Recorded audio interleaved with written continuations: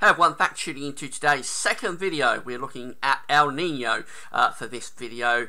We're going to see what's been happening since the last ENSO update, El Nino update that we did back in May. Has been some interesting developments, particularly with the SOI, Southern Oscillation Index. Been a bit of a pause going on in the negativity of the SOI, and I'll explain all about that in a moment. Then we'll have a look at what the CISO temperaturometers are currently showing, and then have a look at some forecasts for the rest of the year for the El Nino event. As we know, we have got El Nino conditions sort of developing, or we have had them developing through the spring. We'll see where things are predicted to go through the remainder of the year.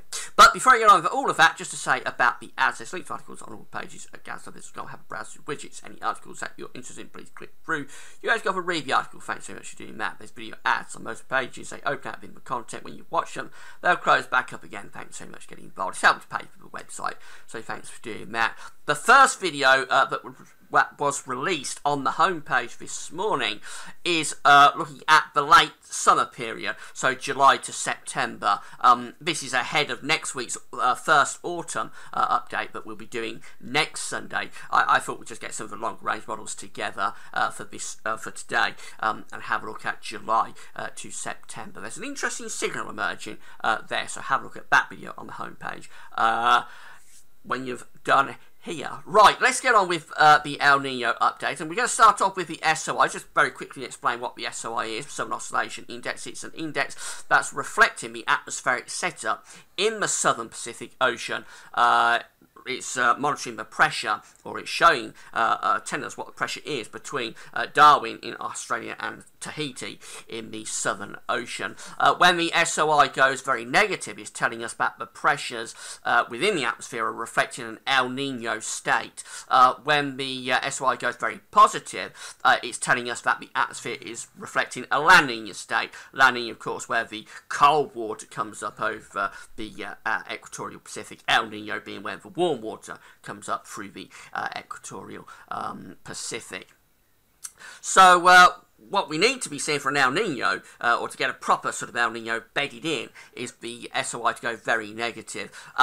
Remember, it's just an index that's reflecting the state of the atmosphere, same as with all the other indexes that we use for weather forecasting, such as the Arctic Oscillation, the North Atlantic Oscillation. There are various other indexes as well. They are all really just reflecting the state of the atmosphere. They're not driving the pattern. They're an index that's telling us what the pattern is doing. You always have to keep that in mind with these indexes. Now, things have been very interesting with the SOI over the past month or so.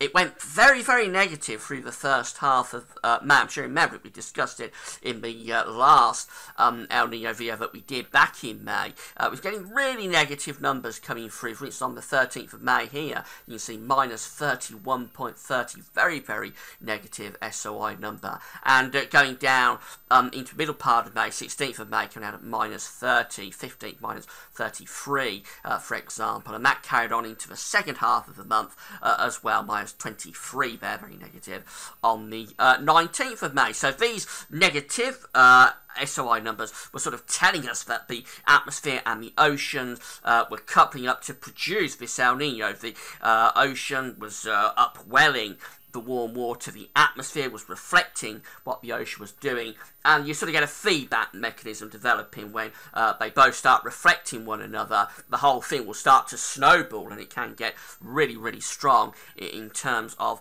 these events. But over the past few weeks, we have actually had a bit of a pause on that. So if we come down here, you'll be able to see that actually since around the 25th of May, something like that, the SOI has generally been showing sort of neutral, even positive numbers. This is when the pause began to occur, with the Southern Oscillation Index being very negative. It was around the 25th of May. It went up to plus 5.60. Not tremendously positive, but certainly a pause on the negativity. Anyway, remember, when it goes positive, it's indicating that the atmosphere is sort of going into more of a La Nina type setup, and when that happens with an El Nino developing in the ocean, it's sort of the atmosphere and the ocean fighting against one another. Sometimes when that happens, the El Nino can stall and even collapse really if the atmosphere refuses to sort of couple up with the ocean. You can get these situations occurring where an El Nino event looks very likely, then suddenly it'll peter out and the whole thing will collapse a bit like a souffle. So anyway, we start off on the 25th of May with a fairly positive number, 5.60, and things got more positive there through to the end of May and the start of June. For example, 28th of May comes out at plus 17.60, very positive. If that was to continue for week after week, you would eventually find the El Nino collapsing, and maybe even you start to get a little bit of a La Nina beginning to develop. So if you want an El Nino event, you certainly don't want to be seeing positive numbers like that, plus 17.60, plus 17.10, and so on. We go into the start of June. We lose those sort of very positive numbers, but we still stay generally positive with the Southern Oscillation Index, plus 6.4 on the 2nd of June, plus 1.1 on the 4th. Nothing dramatic, but just enough to be fighting against what the ocean is trying to do. And then on the 9th of June, we go very positive again, plus 15.1. So a prolonged period here of, well, at very least a pause in the atmosphere reflecting that El Nino event developing. And we haven't really seen much in the way of negativity bringing us right up to where we are now. But in the past couple of days, things have started again. So after this pause that we've had, probably for about a month, 3 weeks, something like that, to a month. The last couple of days have gone very negative with the Southern Oscillation Index again. So on the 19th we went down to minus 16.5, and on the 20th of June we go down to a very negative number, minus 34.4. So this is probably signs that after a pause for about 3 weeks to a month, we're probably starting to see the atmosphere again beginning to couple up with the ocean, and the El Nino is probably still on its way. I think we are going to get an El Nino event through the remainder of the year. It just depends how strong that El Nino event is going to be. These are the sea surface temperature anomalies from NOAA, N-O-A-A, in the United States of America. This is where we was when we did the last update back in May. What we're interested in, of course, is the Pacific Ocean, and particularly the equatorial part of the Pacific Ocean, which is this region just here from Peru over towards Indonesia. When you've got that red water, what you see there, that red signature running through the equator, which is this dashed line just here, when you've got that red water, well, red colours coming up through the equatorial Pacific, it's telling us that the warm waters are rising up to the surface through the equatorial Pacific, and that is the signature of El Nino. Now at that point, on the 21st of May, which is the last chart we used for the last update, not a tremendously strong El Nino, of course, because it's still early on in the year, but definitely a signature for El Nino. Let's see where we are right now, and this is the very latest sea surface temperature anomaly chart from NOAA. This was generated on the 18th of June. And you can see that despite this pause that we've had in the SOI, very interestingly, there has been further, really quite dramatic warming. So let's go back to back in May, 21st of May. That was the situation then. Going forward to the latest chart, you can see the red colours, or the colours, are much more intense, much more vibrant now through the equatorial Pacific, particularly over toward the Peruvian side in this eastern part of the Pacific Ocean. Very warm waters there, but generally the whole of the equatorial Pacific has warmed over the past month. So despite the pause, despite the fact that the atmosphere has, at the very least, not really been reflecting an El Nino, maybe even fighting against it a little bit, despite that, the warmth has still come up over the past month. So this is probably indicative of a really strong event that could be getting going now. If the atmosphere now is going very negative again, and stays negative, then I think we could be in for really quite a strong El Nino event. These events are important because they do impact the world's weather, really. They're particularly important for the southern hemisphere, Australia, Indonesia, Southern America, get the main sort of brunt of the impacts of these events. But the northern hemisphere, particularly America, gets impacted by this. It will probably break the drought in California that we've been hearing quite a lot about. It will probably dampen down the hurricane season quite a bit in Florida and through the Caribbean. It may produce a mild winter for Canada. It could produce quite a cold winter for some southern and southeastern states of America. Over in Europe, the effects are always more controversial because, of course, we're right over the other side of the world, far away from the Pacific Ocean, so the effects are always limited. I think it does have effects because the whole of the world's weather system is interlinked, if you like, via the jet stream. So it's got to have some sort of effect, but the effects aren't uniform, if you see what I mean. So some years we may get a cold winter coinciding with an El Nino. Other years we may get a very mild winter. I'm sure you remember the winter of 97, 98, where we had temperatures in February more like May, and then we got to April and we had flooding rains and snow. So there's always something strange going on around an El Nino winter, but it's not a uniform type situation for the UK and for Europe, but it does have an impact. So let's have a look at what the forecasts are showing. The long-range models have all updated now. So we start off with the ECMWF. This is the forecast for the ENSO region, the 3.4 region. Just very quickly to explain about the regions that we talk about. So we've got the region 1.2 area, which is this area just here off the Peruvian coast. So that's warmest at the moment. That's 1.2.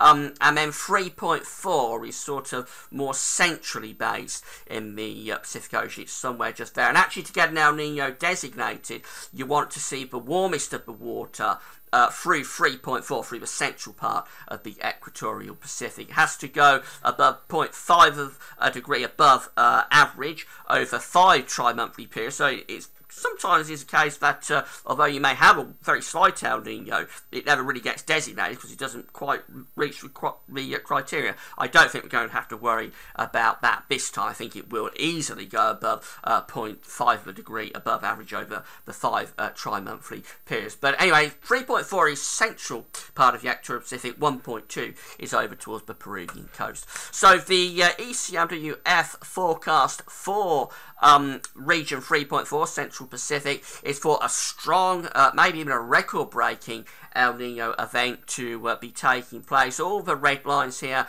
are individual members of the ECMWF ensemble. These are the temperatures here. That's 4 degrees above average, 3 degrees above average, 2 degrees above average, 1 degree above average. That's average down there. You can see that all the members of the plume are above sort of average temperatures, and we don't see below average temperatures on this scale. So they've got rid of that. There's absolutely no chance of a La Nina at all. So you can see, I think, from the ensemble plume that certainly we're going to be around 2 degrees above average if the model is right. That's that sort of zone there. You can see most members of the ensemble plume are at least at 2 degrees above average in the region 3.4, part of the equatorial Pacific.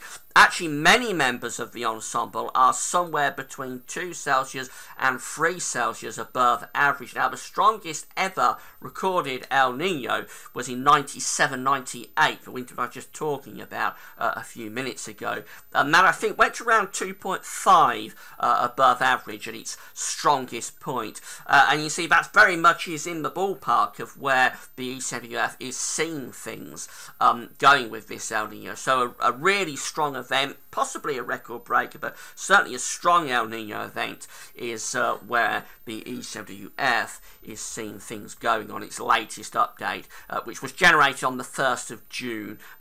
These longer range models always sort of update themselves on around the first day of the month. This is the Jamstec IOD model from Japan. The blue line here is where ENSO has been. The red line is where ENSO is forecast to go. And you can see that again going very strong. This is the temperature scale just here, 2 degrees above average. The red line is going up to that sort of ballpark from as early as July actually, and it carries on then through to the end of the year. These are the dates down here. January 2016 is just there, and for quite a prolonged period in the second half of the year we're seeing the temperatures in central part of the equatorial Pacific being forecast to be around or even a little bit above 2 degrees above average. The Jamstack last month was showing this as well, so there's been no sort of deviation from last month's update. This is what it was showing last month. They've increased the scale so it doesn't look quite as dramatic. They've pushed the scale up here for the latest update, so we're in the central part of the chart, whereas last month was going almost towards the very top of the chart. But the red line is what's important anyway, and that was sort of forecasting or seeing things to be around, again, 2 degrees above average going through the second half of the year in the region 3.4 region. So both the East Earth and the Jamstack going for a strong, possibly a record-breaking El Nino event, but let's say a strong event is what's looking most likely. And then finally the CFS V2. This is very dramatic, and this is going for a record breaker, actually. So, again, the black line here is where we've been with ENSO, and then all these other coloured lines, and the black line is where the black dashed line, I should say, is where we're forecast to go.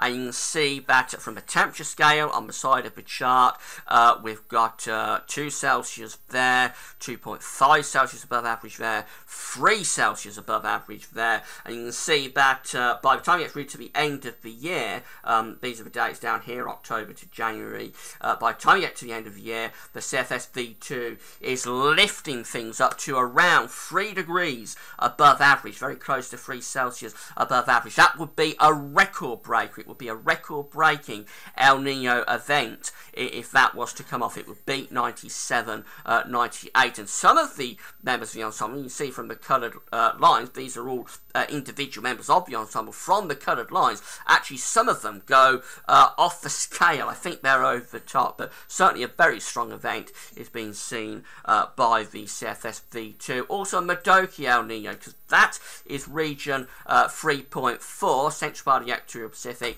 This is the forecast for 1.2, close to the Peruvian coast, and it's showing us that right now is as warm as it's going to get, actually, off the coast of Peru.